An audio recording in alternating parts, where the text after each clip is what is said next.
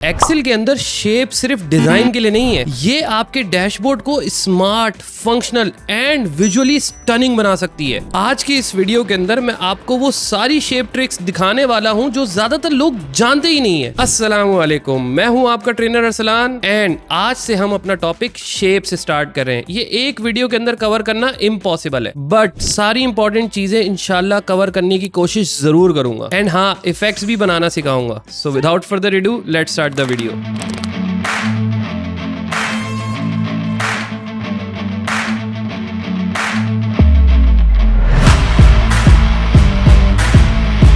Shapes आपको मिल जाएंगी insert के टैब के अंदर, इलस्ट्रेशन के ग्रुप्स में। यहाँ पर आपको जो है वो शेप्स मिल जाएंगी। शेप्स के ड्रॉप डाउन के ऊपर अगर मैं क्लिक करूंगा तो हमें शेप्स मुख्तलिफ ग्रुप्स के अंदर नजर आएंगी, जैसे recently use shapes, lines, rectangles, basic shapes and so on. मैं यहाँ पर एक नॉर्मल सा रेक्टेंगल जो है वो सिलेक्ट कर लेता हूँ और अब आप देखें कि मेरा माउस जो है वो एक प्लस के साइन के अंदर कन्वर्ट हो गया है। अभी मैं जस्ट क्लिक करूंगा अपने माउस से, लेफ्ट क्लिक करूंगा तो आप देखें इसने स्क्वायर बना दिया। रेक्टेंगल बनाने के लिए मैं इंसर्ट के टैब में जाऊंगा, शेप्स के ऊपर क्लिक करूंगा, वापस से रेक्टेंगल लूंगा और अब इस बार मैं लेफ्ट क्लिक को होल्ड करूंगा और ड्रैग करूंगा तो आप देखें कि वो रेक्टेंगल ड्रॉ कर रहा है। जैसे ही मैं माउस के क्लिक को रिलीज करूंगा तो मेरा रेक्टेंगल ड्रॉ हो जाएगा। जैसे ही मैं रेक्टेंगल को ड्रॉ करूंगा तो हमारे पास एक नया कॉन्टेक्सचुअल टैब शेप फॉर्मेट के नाम से ओपन हो जाएगा। हमने पिछली वीडियो के अंदर टेबल्स का कॉन्टेक्सचुअल टैब देखा था, ये शेप्स का कॉन्टेक्सचुअल टैब है। ये टैब सिर्फ तब विजिबल होगा जब हमने शेप को सिलेक्ट किया होगा। अगर मैं साइड पे क्लिक करता हूं तो आप देखें कॉन्टेक्सचुअल टैब गायब हो गया। मैं शेप को सेलेक्ट कर रहा हूं तो आप देखें कॉन्टेक्सचुअल टैब वापस आ गया। अब हम एक सर्किल की शेप को लेते हैं तो मैं वापस से इंसर्ट के टैब में जाऊंगा, शेप पे क्लिक करूंगा तो आप देखें कि यहाँ पर मुझे ओवल मिल रहा है, पार्शियल सर्किल मिल रहा है, लेकिन परफेक्ट सर्किल नहीं मिल रहा। मैं एक काम करता हूँ कि मैं ओवल को ही सेलेक्ट कर लेता हूँ और जैसे ही मैं यहाँ पर आके क्लिक करूंगा तो आप देखें कि इसने ओवल नहीं सर्किल ड्रॉ कर लिया है। अब जरा ड्रॉ करने की कोशिश करते हैं। क्लिक से तो हमें पता चल गया कि परफेक्ट सर्किल बन जाएगा। ओवल की शेप अगर मैं लेता हूं, मैं वापस से जो है वो यहाँ से ओवल की शेप को सेलेक्ट करता हूं और अब मैं जरा सर्किल को ड्रॉ करने की कोशिश करता हूं तो आप देखें कि परफेक्ट सर्किल नहीं बन रहा, शेप कुछ अजीब सी बन रही है। मैं चाहता हूं कि कुछ ऐसा हो जाए कि ये परफेक्ट से हिले ही ना, मैं जितनी भी माउस को ड्रैग करूं। तो मैं क्या करूंगा, मैं अपने कीबोर्ड से शिफ्ट की को होल्ड करूंगा और जैसे ही अब मैं ड्रैग करना शुरू कर रहा हूं, मैंने होल्ड किया हुआ है अपने कीबोर्ड से शिफ्ट की को, और अब मैं जैसे ही ड्रैग कर रहा हूं, नो मैटर कि मैं कहां पर और कितना ड्रैग करूं, ये हमेशा परफेक्ट सर्किल ही बनेगा। तो मैं यहाँ पर लाके इसको रिलीज कर देता हूँ तो आप देखें इसने परफेक्ट सर्किल बना दिया। अब मैं एक काम करता हूँ कि मैं ट्रायंगल की शेप को एंटर करता हूँ। तो मैंने ट्रायंगल की शेप को सिलेक्ट कर लिया है और अब मैं अपने माउस से ड्रैग कर रहा हूँ तो ये देखें ये अजीब सा ट्रायंगल बन रहा है। मैं चाहता हूँ नहीं यार, मुझे परफेक्ट ट्रायंगल चाहिए, यानी तीनों कोने बराबर चाहिए। तो मैं अपने कीबोर्ड से शिफ्ट को होल्ड करूँगा और आप देखें अब मैं माउस को जो है वो किसी भी तरीके से ड्रैग करूँ, लेकिन ये इसका जो डायमेंशंस हैं वो हमेशा परफेक्ट ही रहेंगी। अब जैसे ही मैं अपने शिफ्ट की को और माउस क्लिक को रिलीज करूँगा तो आप देखें इसने परफेक्ट ट्रायंगल ड्रॉ कर दिया है। तो शिफ्ट की बेसिकली क्या करता है कि वो आपके एस्पेक्ट रेशियो को फिक्स कर देता है, यानी आप जितना मर्जी माउस को इधर उधर ऊपर नीचे जैसे ड्रैग करना चाहें कर सकते हैं, जितने रफ तरीके से ड्रैग करना चाहें कर सकते हैं। शिफ्ट की अगर आपने होल्ड की हुई है तो वो आपके एस्पेक्ट रेशियो को लॉक कर देगा, वो आपके एस्पेक्ट रेशियो को नहीं छेड़ेगा। अब मैं एक नई शीट को सेलेक्ट कर लेता हूं ताकि मुझे एक ब्लैंक कैनवस मिल जाए, क्लीन शीट मिल जाए। अच्छा, अब मुझे 5 रेक्टेंगल ड्रॉ करने हैं तो मैं करूंगा क्या कि मैं इंसर्ट के टैब में जाऊंगा, रेक्टेंगल सेलेक्ट करूंगा और ड्रॉ करूंगा, फिर दोबारा इंसर्ट के टैब में जाऊंगा, रेक्टेंगल सेलेक्ट करूंगा, ड्रॉ करूंगा, फिर दोबारा रेक्टेंगल सेलेक्ट करूंगा, ड्रॉ करूंगा। यही काम मुझे बार बार रिपीट करना पड़ेगा जितने मुझे रेक्टेंगल बनाने हैं। नहीं यार, एक ऑप्शन है सीक्रेट, मैं आपको बताता हूं कि ये देखें, जैसे मैंने रेक्टेंगल को यहाँ पर माउस लेकर आया हूं, अब मैं माउस से लेफ्ट क्लिक नहीं करूंगा, मैं माउस से करूंगा राइट क्लिक और राइट क्लिक के बाद मेरे पास आप देखें 2 ऑप्शन यहाँ नजर आ गए, जिसमें पहला ऑप्शन है लॉक ड्राइंग मोड। जैसे ही मैं इसके ऊपर लेफ्ट क्लिक करूंगा तो अब जो मेरी रेक्टेंगल की शेप है वो लॉक हो गई है। अब यहाँ पर मैं जितने मर्जी चाहूँ रेक्टेंगल ड्रॉ कर सकता हूँ। 1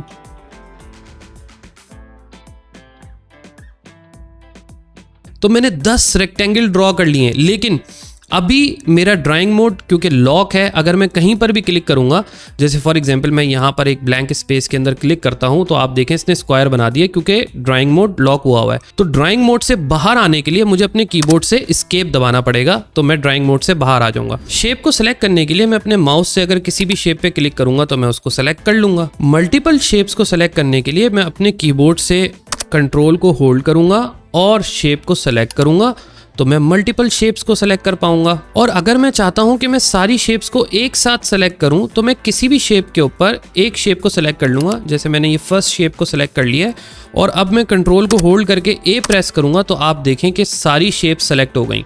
एक मिनट, पावर पॉइंट के अंदर तो हम माउस को ड्रैग करके भी शेप्स को सेलेक्ट कर सकते हैं, लेकिन वो तो पावर पॉइंट है। क्या एक्सेल के अंदर भी ये ऑप्शन अवेलेबल है? जी हाँ, बिल्कुल अवेलेबल है। थोड़ा छुपा हुआ है लेकिन हमने आपके लिए इस ऑप्शन को खोद के निकाल लिया है। हमें बेसिकली होम के टैब के अंदर जाना है। होम के टैब के अंदर अगर आप एडिटिंग के ग्रुप के अंदर आएंगे तो यहाँ आपके पास फाइंड एंड सेलेक्ट का एक ऑप्शन अवेलेबल है। इसके ड्रॉप डाउन को जब आप खोलेंगे तो नीचे आपके पास सेलेक्ट ऑब्जेक्ट का एक बटन है। जब आप इसको प्रेस करेंगे, अपने माउस से लेफ्ट क्लिक करेंगे और अब मेरा माउस जो है वो बेसिकली ऑब्जेक्ट सिलेक्शन मोड में आ गया है। तो जैसे ही अब मैं सिलेक्शन करना शुरू करूँगा तो आप देखें कि इसने सारे जो मेरे कार्ड्स थे, जो रेक्टेंगल्स थे, वो सेलेक्ट कर लिए। बस आपने मेक श्योर करना है कि आपने जो माउस की सिलेक्शन जो आपने ड्रैग करना है वो रेक्टेंगल मिसाल के तौर पे आपने फुल शेप को सेलेक्ट करना है। अगर आपने पार्शियल शेप को सेलेक्ट किया है तो ये ऑप्शन जो है वो शेप को सेलेक्ट नहीं करेगा। इस ऑप्शन को जो है वो आप क्विक एक्सेस टूल बार में भी ऐड कर सकते हैं। जैसे अभी ये सेलेक्ट ऑब्जेक्ट मोड के ऊपर मैं अपने माउस को लेकर आया हूँ और अब मैं राइट क्लिक करूंगा तो मेरे पास यहाँ ऑप्शन है add to quick access toolbar. तो जैसे ही मैं इसके ऊपर क्लिक करूंगा तो ये मेरे क्विक एक्सेस टूल बार के अंदर आ जाएगा और मैं क्विकली इसको टॉगल कर सकता हूं ऑन एंड ऑफ। अभी अगर आप देखें तो मेरा mouse still select object mode के अंदर है। मैं अपने कीबोर्ड से एस्केप प्रेस करूंगा तो वापस से मेरा जो एक्सेल का सेलेक्ट कर्सर है वो विजिबल हो जाएगा। वैसे तो सिर्फ रेक्टेंगल के अंदर ही हमारे पास 9 डिफरेंट शेप्स हैं जो आपको स्क्रीन के ऊपर भी नजर आ जाएंगी, लेकिन हम यहाँ पर ये राउंडेड रेक्टेंगल जो है उसको सेलेक्ट कर लेते हैं और यहाँ पर एक राउंडेड रेक्टेंगल को ड्रॉ कर लेंगे। राउंडेड रेक्टेंगल को ड्रॉ करने का एक मकसद ये भी था कि मैं आपको इस येलो डॉट के बारे में बता सकूं। ये yellow dot basically adjustment handle या फिर मॉडिफिकेशन हैंडल, आप इसको कुछ भी नाम दे सकते हैं। ये येलो डॉट आपको ट्रायंगल के अंदर भी मिल जाएगा, आपको राउंडेड रेक्टेंगल के अंदर भी मिल जाएगा और आपको दूसरी शेप्स के अंदर भी मिल जाएगा। इसका मेन काम ये होता है कि ये जो राउंडनेस है वो इस येलो डॉट से कंट्रोल होती है। अभी आप देखें मैं येलो डॉट को लेफ्ट क्लिक करके होल्ड कर रहा हूँ और ड्रैग कर रहा हूँ तो आप देखें राउंडनेस इंक्रीज हो रही है और ये राउंडनेस खत्म हो गई है। अब आप देखें बिल्कुल फ्लैट हो गया है और अब आप देखें ये कॉर्नर से राउंड हो गया है। शेप्स को कॉपी करने के लिए आप अपने कीबोर्ड से कंट्रोल C और कंट्रोल V भी दबा सकते हैं। आप देखें कि ये शेप कॉपी हो गई। मैं कंट्रोल Z दबा रहा हूँ अंडू करने के लिए, या फिर मैं कंट्रोल को होल्ड करूंगा और माउस के लेफ्ट क्लिक को होल्ड करके ड्रैग करूंगा तो आप देखें कि ये इसने एक शेप की कॉपी बना दी। Control plus left mouse click से जो है वो शेप की कॉपी तो बन रही है, देखें ये कॉपी क्रिएट हो रही है, लेकिन ये अलाइनमेंट इसकी आउट हो रही है। मैं चाहता हूँ कि ये बिल्कुल सेम लाइन के अंदर आए, ऊपर नीचे ना जाए, तो मैं कंट्रोल Z दबा रहा हूँ अभी अंडू करने के लिए। अगर मैं अपने कीबोर्ड से कंट्रोल को शिफ्ट को दोनों कीज को होल्ड करूंगा और अब लेफ्ट माउस क्लिक से ड्रैग करूंगा तो आप देखें कि मैं माउस ऊपर लेके जा रहा हूं, लेकिन शेप जो है वो मेरी अलाइन ही है प्रीवियस शेप के साथ। मैं इसको नीचे भी लेकर आ सकता हूं और मैं इसको लेफ्ट साइड राइट साइड की तरफ भी लेके जा सकता हूं, लेकिन मैं इसको इसके साथ अलाइन ही रखूंगा। मैं ऊपर नहीं लेके जा सकता, मैं नीचे नहीं लेके जा सकता, सेम अलाइनमेंट के अंदर मैं इसको मूव कर सकता हूं। अब आप देखें कि मैं इसको मूव कर रहा हूं तो आप देखें कि ये सेम अलाइनमेंट के साथ आई है दोनों शेप्स। शेप को रोटेट करने के लिए ये ऊपर एक रोटेशन का आपको हैंडल नजर आ रहा है। यहाँ पर जब मैं अपना माउस लेके जाऊंगा तो वो देखें रोटेशन में कन्वर्ट हो गया है और अब जब मैं लेफ्ट क्लिक को होल्ड करके इसको ड्रैग करूंगा, रोटेट करूंगा तो अब आप देखें कि ये शेप जो है वो मेरी रोटेट हो रही है। मैं इसको रिलीज कर दूंगा तो ये इस एंगल के ऊपर रोटेट हो जाएगी। अच्छा, शेप को मूव करने के लिए अभी देखें आप मैं फ्रीली मूव कर रहा हूँ अपनी शेप को लेके, लेकिन अगर मैं ऑल्ट की को होल्ड करता हूँ अपने कीबोर्ड से तो अब आप देखें कि वो ग्रिड लाइंस के ऊपर आके स्नैप कर रहा है। तो अगर आप चाहते हैं पिक्सल परफेक्ट रिपोर्ट जनरेट करना और आप अपने ग्रिड लाइंस के साथ अपनी शेप्स को अलाइन करना चाहते हैं तो आप अपने कीबोर्ड से ऑल्ट की को होल्ड करेंगे और अपनी शेप को मूव करेंगे तो वो आपकी ग्रिड लाइंस के ऊपर स्नैप करेगा। सबसे पहले आप कॉन्टेक्सचुअल टैब्स के ये 3 स्क्रीनशॉट्स को देखें।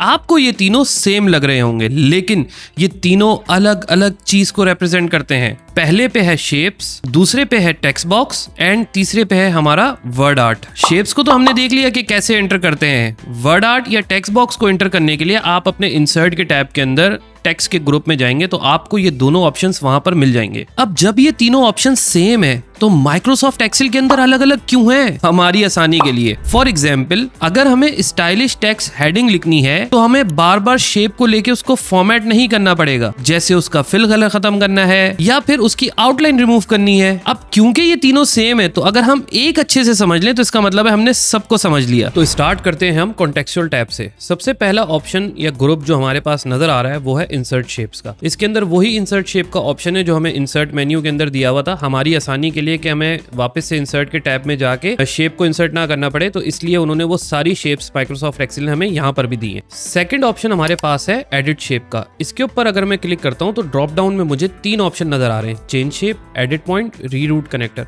ये ग्रेड आउट है, बाद में बताता हूँ क्यों। चेंज शेप के ऊपर अगर मैं जाऊंगा तो वो करेगा ये कि जो मेरी एग्जिस्टिंग शेप है उसी साइज की दूसरी शेप क्रिएट कर देगा। अगर मैं यहाँ से ये शेप सेलेक्ट करता हूँ तो आप देखें दूसरी शेप आ गई सेम साइज की। मैं कंट्रोल Z दबा रहा हूँ अंडू करने के लिए। एडिट शेप के अंदर अगर मैं क्लिक करूंगा तो मेरे पास दूसरा ऑप्शन यहाँ पर एडिट पॉइंट्स का है। अगर मैं इस पे क्लिक करूंगा तो आप देखें कि मेरी शेप के जो कि रेक्टेंगल है उसके 4 पॉइंट्स विजिबल हो गए। एग्जिस्टिंग पॉइंट्स को मॉडिफाई करने के लिए या फिर कोई नया पॉइंट ऐड करने के लिए मैं अपने कर्सर को जैसे ही शेप के कॉर्नर पे लेके जाऊंगा तो आप देखें कि मेरा कर्सर जो है वो चेंज हो गया। ये कर्सर किस तरह का नजर आता है, एडिटर इसकी वेक्टर इमेज आपको स्क्रीन पे जूम इन करके दिखा देगा तो आपको पता चल जाएगा ये कर्सर किस तरह का होता है।